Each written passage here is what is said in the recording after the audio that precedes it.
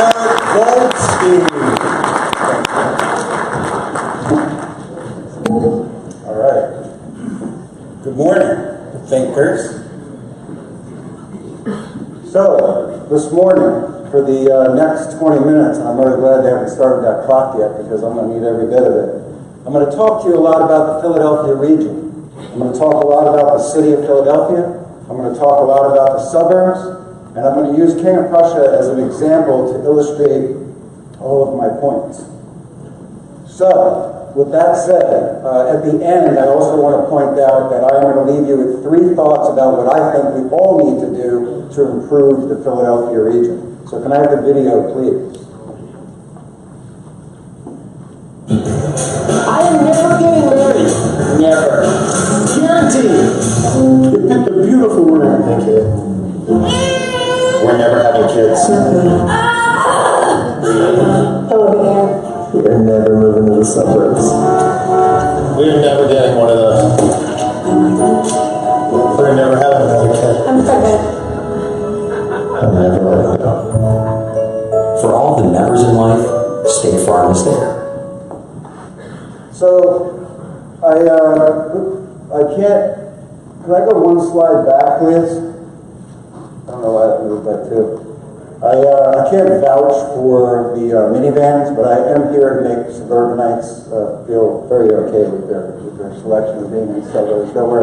But I am constantly confronted with this. Everything I read is always telling me how the suburbs are dying, the malls are dying, brick and mortar gone. Everybody buys every single thing that they buy on the internet. Everything comes from Amazon. Companies are moving into the city. People are moving into the city at the fastest pace. Residents are moving into the city. So it's fair to ask the question of the suburbs dead, but I'm here to say that they are not. And a lot of what we hear these days is a lot of hype, a lot that's written in the media about trends and things are not following what I call facts, or what I call statistics, and I'm going to share a bunch of you. So some people might believe that this statement or this question, the answer is yes. I can tell you that the answer is no. I'm going to give you the top 5 reasons why the suburbs in the Philadelphia region are as healthy as can be. Number 1 is public safety. You told me to be patient with this, so I got to be careful I don't hit the things there. Public safety. This is perceptions and this is realities. Okay, the reality is in the Philadelphia suburbs, most suburban communities, from Huntington Valley to Wayne to Haddonfield to Abington, you name it, the violent crime percentage or rate is 1/2 of 1 per 1,000. In the city of Philadelphia, the violent crime rate is 11 per 1,000. So the perception in the city has always been and will always be that the city is more dangerous and the suburbs are less dangerous. The statistics show that to be true, okay? So the reality follows the perception. And that is a very important selection criteria for people who are choosing to put their families in particular locations. The second one, I really do have to be patient, is, sorry, I don't know why this isn't advancing. There we go. Whoop. Schools. You know what? I'm going to leave taxes up there. Schools. I'm not talking about money for schools, okay? Because if money were the criteria for why schools would be great, Camden, New Jersey would be the best school in New Jersey. What I'm talking about is the cycle of poverty and the importance of schools in the lives of parents and their children. So in suburban communities, we have families with higher incomes, with higher education, that demand education for their families. It's very important. In the city, the poverty rate makes it in such a way that it is not the #1 priority for the residents, for the vast majority of the residents of the city of Philadelphia. They're living paycheck to paycheck, they're struggling to get by, they're trying to deal with that issue of public safety.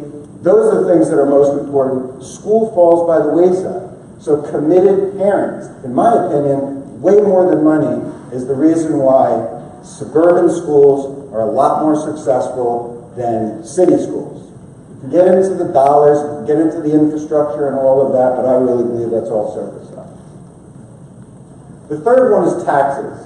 The chart over there was done by our organization about 3 years ago, and what it does is it looks at the top 10 commercial office and employment centers in the Philadelphia region and rates them from number 1 down to number 10 in terms of the highest burden on business of taxes in the region. So Tredyffrin being the lowest tax burden in the region, Philadelphia being the most expensive place to have your business, okay?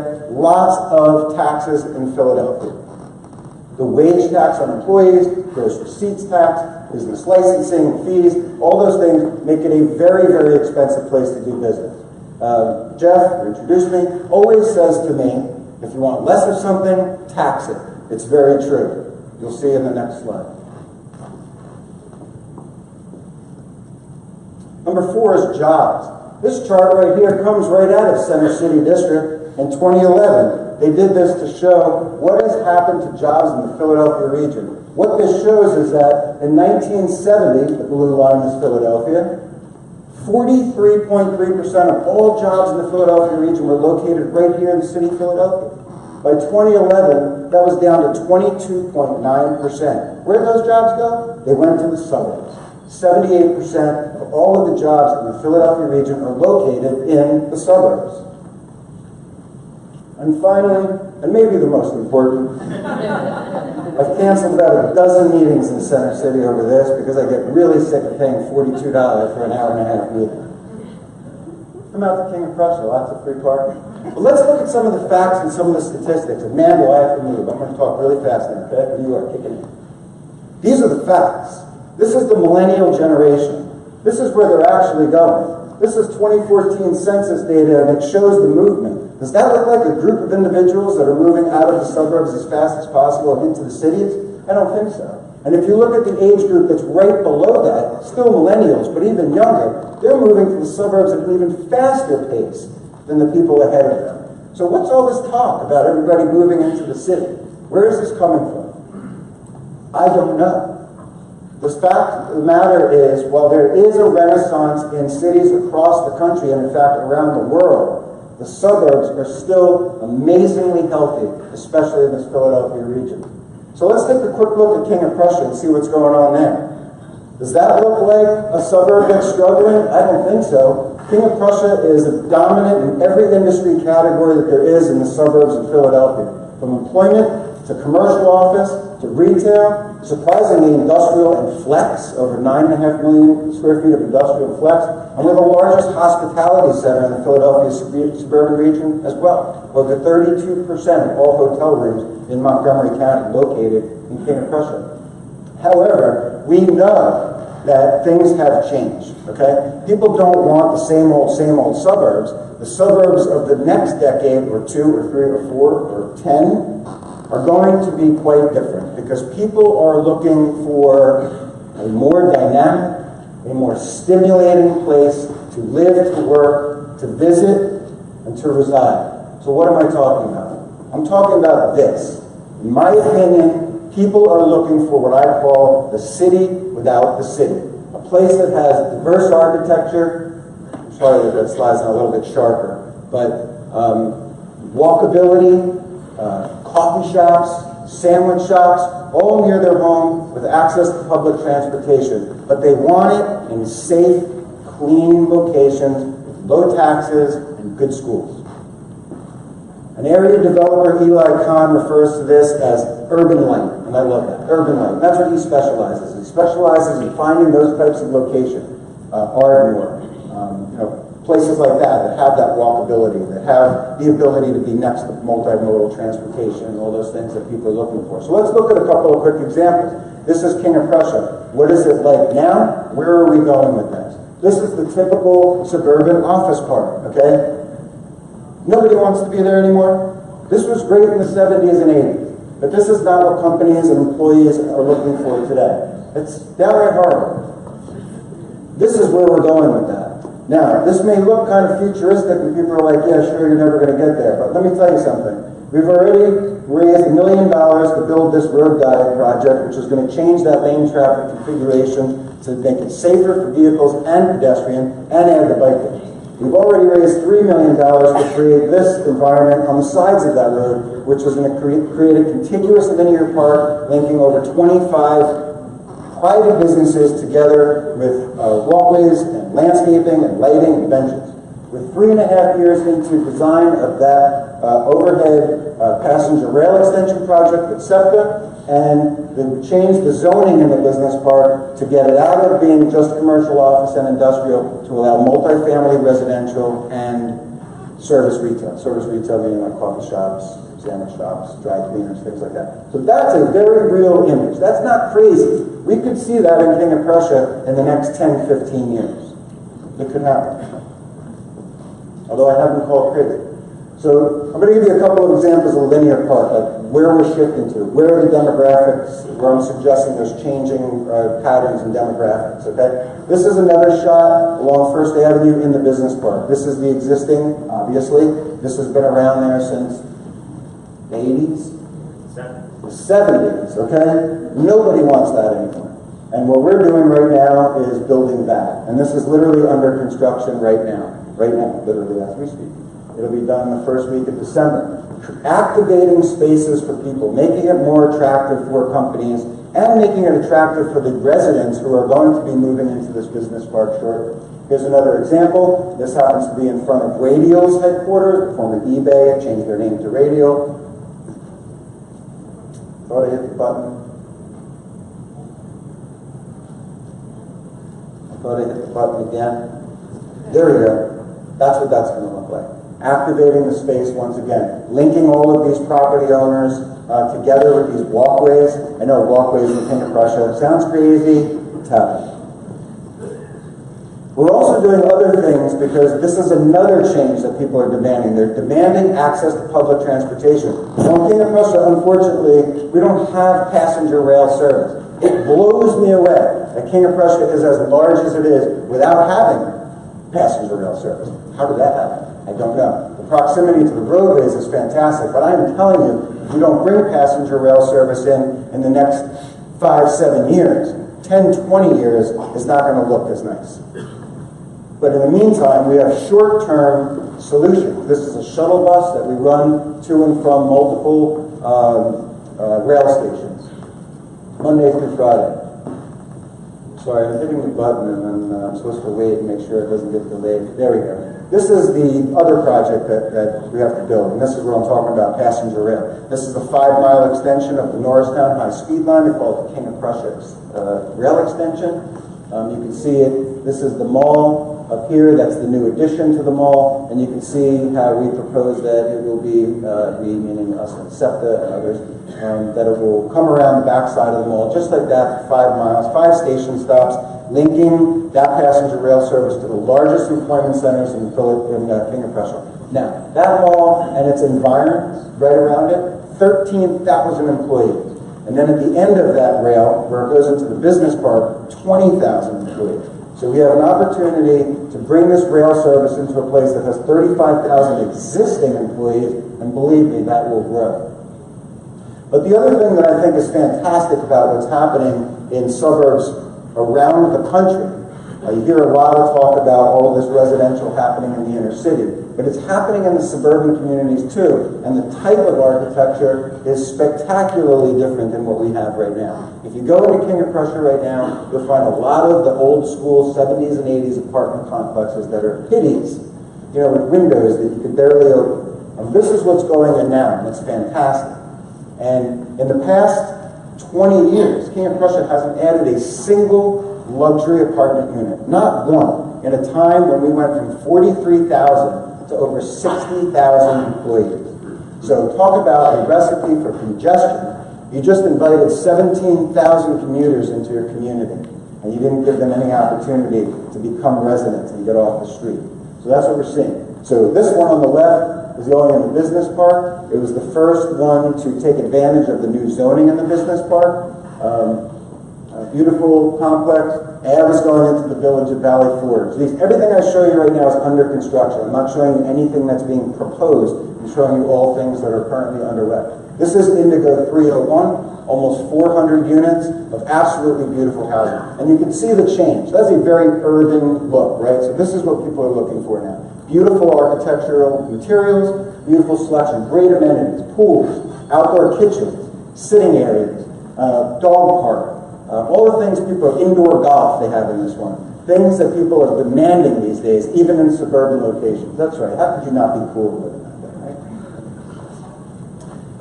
The suburbs are also appealing to cross generations, right? So it's not just millennials that everybody's going after, even though it seems like that's all you hear about these days. The Hanover on the left is appealing to guys like me, Generation X, and maybe the boomers. This is a more upscale complex, also under construction, right at the village of Valley Forge. On the right, they're also appealing to 55 and older. All the Indigo 301, the one I just showed you, Hanover, and those are literally right next to each other. So bringing in all generations. And the other thing that we're starting to see is it's having a rollover effect to all of the sort of crappy apartments that are out there, right? So this used to be, if you're familiar with the area, the old Marquee apartment, probably the source of 95% of all Upper Marion Township police work. A couple of years ago, this was purchased by a company out of New York called Candlebrook Properties for $63 million, a pretty astounding figure in itself. They then invested $50 million into these 5 buildings to convert 650 units into these absolutely spectacular apartments. Okay, so we're starting to not only see new apartments, but we're seeing a big infusion of capital into existing product to try to keep up, which is very encouraging. I think the market is very deep, and I really get cruising with my words here. That's it. So, this is what I think people are looking for, what I call Lifestyle Center 2.0. No more retail that's just dumped out in the middle of the suburbs, okay? They're looking for this kind of thing that is in the suburbs, but it's surrounded by residential, hence the walkability factor, okay? 1,500 units of apartments and townhouses being built right now around this King of Prussia Town Center project, 260,000 square feet of retail and restaurant. But around programmed spaces, that's the other thing people are looking for, programmed spaces. They just don't want to go to some fake downtown and walk around on a beautiful brick sidewalk, right? They want to go to some place where they have theater, they have outdoor dance, where they have yoga activities, where they have all these things that are programmed so people have something to do. Now, millennials, yeah, they're no different than the rest of us, okay? They're all just experiencing a life delay. What I call 35 is the new 25. Everything I did when I was 25, get married, have kids, buy a house, move to the suburbs, they're all still doing it. They're just doing it when they're 35. There's no difference. The same thing's going to happen. The same thing's going to happen. We're going to see this for every generation. Eventually, people have children, and the vast majority of them, when they do that, move to the suburbs for the 5 reasons that I stated before. Okay, so this is King of Prussia in a nutshell. This is what's happening right now. This is why I say the suburbs are very, very healthy, okay? $1 billion in economic development projects happening right now in King of Prussia. Not proposed, under construction. 27% increase in children under the age of 5. What does that tell me? It tells me young families with children love the suburbs. Love King of Prussia. Still moving there.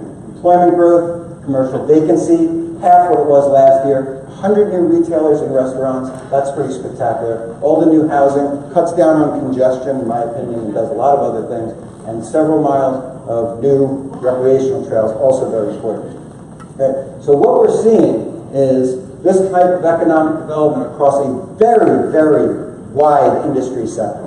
Okay. Everything from retail to industrial, hospitality, entertainment, mall expansions, the King of Prussia Town Center. It's pretty spectacular. It's very, very diverse, and it's really exciting. So, now, this is what I'm going to leave you with, okay? This is what I call the ThinkFest part. I think we need to do 3 things. Number 1 is we need to start acting like the region, not acting like the city and the suburbs. And I didn't realize it because I spent my entire career working in the city, either Philadelphia or Trenton. I didn't realize that division until I actually went to work into the suburbs, Now I feel it. I feel like there's a separation between the city and the suburbs. I don't feel like we're working as a region, and I think we're hurting ourselves in that process. Number two is we need to improve corporate recruiting. What do I mean by that? When I open up the newspaper, I constantly see ABC Company moving from one Philadelphia location to another. That is not good for the region. We're not growing jobs that way. All we're doing is moving the deck chairs around, right? It's not right. We need to do a better job recruiting companies in from the outside. I want to open the newspaper and read that a new headquarters is coming to King of Prussia, and they're moving from Bethesda, not from Radnor. And the third thing I really think we need to do, cannot believe that I can really do this. 20 seconds left, in case anyone knows. Focus on infrastructure. Now, don't just focus on infrastructure. We need to come up with a regional plan to fund infrastructure. Not the city and the suburbs, but the city and the suburbs. To come together and to figure out major infrastructure projects that we need to invest in together and fund them together. Okay? So it shouldn't be a question of, are we going to build King of Prussia Rail, or are we going to build the extension into the Navy Yard? We are the 5th largest metropolitan region in the country. There should be no doubt that we can build King of Prussia Rail and the Navy Yard extension and do lots of other things. So I just read this morning, Atlanta looking to invest $2.8 billion in their light rail system. Well, no wonder they're growing like crazy. We need to do the same thing in Philadelphia. So that's my time. Thank you very much. Appreciate it.